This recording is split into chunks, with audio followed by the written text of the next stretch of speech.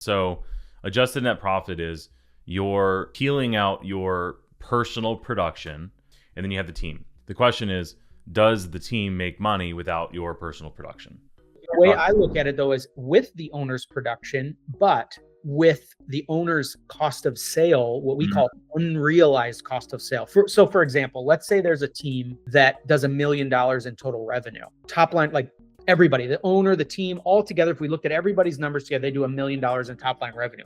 On paper, they have $150,000 net profit. That'd be a 15% net, right? For easy math. But that's with the owner doing some production, a lot of it, a good chunk of it. If we applied the same split they would have paid an agent to do their deals, and we now removed that from that gross profit, then we added back in any salary the owner paid themselves, plus any what we would call indirect expenses. These are expenses that the owner's running through the business for tax purposes only, like they really aren't a business expense.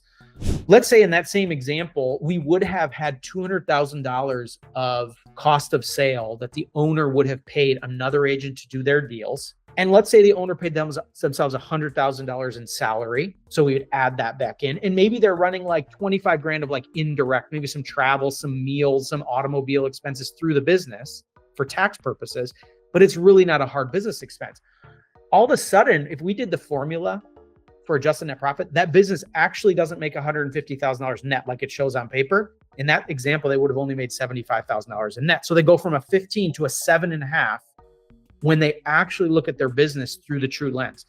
Your profit on paper is not your true profit because it is skewed by those numbers. The production you didn't pay a cost of sale on. What you paid yourself in salary, which by the way, for most team leaders, is profit that they're just paying themselves in the form of a salary to keep the IRS happy.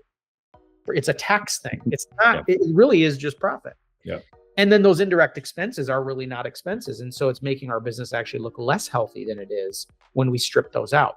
So that's an example of how on paper things can look okay. And in reality, they're not where they need to be. And that's actually a good example. I see it all the time where on paper, we're a positive. When we do the adjusted net profit formula, we're in a negative. If we stepped out of production as the owner, we'd be losing money. And we don't even see it. Why? Because we are looking at financials through the lens of only through our CPA's lens, which is a tax lens. That's it. And it's important. We need to have the tax lens, but we also need to look at it from the business owner lens.